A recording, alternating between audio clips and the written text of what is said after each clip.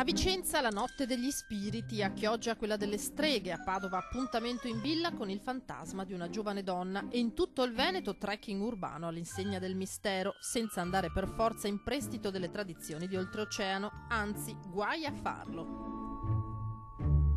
Halloween in salsa veneta in ogni angolo della regione per coinvolgere grandi e piccini, meglio se al calar del buio, quando luci soffuse e racconti di paura creano la giusta atmosfera. Artefici degli spettacoli del mistero, le Proloco, che di dolcetto o scherzetto non vogliono neanche sentir parlare. Assolutamente no, noi non amiamo queste americanate, noi vogliamo valorizzare la nostra storia, le nostre tradizioni,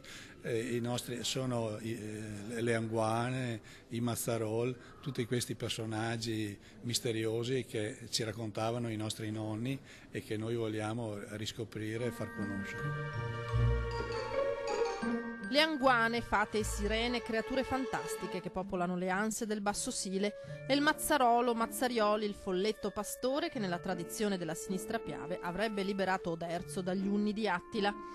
In fatto di misteri e leggende la tradizione di casa nostra non è seconda a nessuno e per coniugare atmosfere magiche e natura il 1° novembre sarà l'oasi di Cervara, nel cuore del Parco del Sile a Quinto di Treviso, ad aprire le porte per andare a conoscere draghi e cicogne e seguire all'imbrunire il volo dei gufi.